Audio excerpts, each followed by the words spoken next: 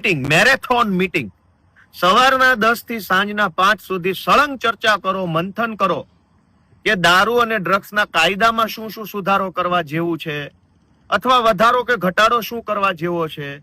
Police જે દારૂ અને ડ્રગ્સના કેસની તપાસ કરે છે એ પ્રોસેસની અંદર શું સુધારો વધારો કરવાની જરૂર છે અથવા દારૂ ડ્રગ્સના આરોપીઓને જે જામીન મળે છે કે એને જે કઈ કોર્ટ પ્રક્રિયા છે એમાં શું સુધારો વધારો કરવા જેવું છે. આ બધા જ વિષયો ઉપર સર્વપક્ષીય બેઠક કેમ ન થવી જોઈએ.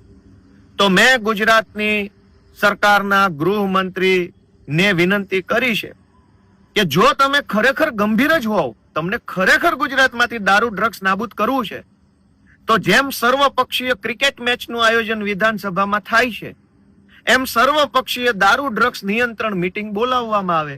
આ મેં રજૂઆત કરી છે. હું ગુજરાતની જનતાને, ભાજપના બધા કાર્યકર્તાને વિનંતી કરું છું કે ભાઈ સાહેબ બાપા, ભાજપના કાર્યકર્તા તો હશો, પણ ગુજરાતની જનતા દારૂ ને ડ્રગ્સના દૂષણમાં તમારી નજર સામે હોમાઈ રહી છે એ તો તમને દેખાતું તો હશે જ ને. તમે તમારી સરકારને વિનંતી કરો, તમારી સરકારનું, તમારા નેતાનું ધ્યાન દોરો કે બોલાવે સર્વપક્ષીય મીટિંગ અને એમાં બધા ભેગા મળીને ચર્ચા કરશું. જેમ બધા ભેગા મળીને દડો બેટ રમે છે.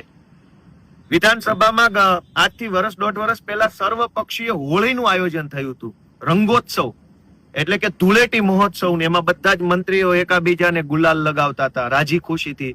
માસિયાઈ ભાઈ હોય એટલા આદર ભાવથી બધા પક્ષના નેતાઓ મળીને મજા કરતા હતા. તો વિધાનસભામાં સર્વપક્ષી ધૂળેટી યોજાય છે, સર્વપક્ષી ક્રિકેટ થાય છે, સર્વપક્ષી ભોજન સમારંભ, સર્વપક્ષી સ્નેહ મિલન. તો દારૂ અને ડ્રગ્સના મુદ્દે સર્વપક્ષી મીટિંગ, મેરેથોન મીટિંગ, ખાલી ચા કોફી નાસ્તો બિસ્કિટ ખાઈને જતારો ફોટા પડાવીને એવી નહીં. Marathon meeting with live camera, કઈ પાર્ટીના નેતા શું બોલ્યો અને કઈ પાર્ટીના નેતાએ કઈ રજૂઆત કરી આખો ગુજરાતને જાણવા મળે એવી મીટિંગનું આયોજન હર્ષ સંઘવીની નેતૃત્વમાં, ગૃહમંત્રીના નેતૃત્વમાં કરવામાં આવે એવી મારી માંગણી છે.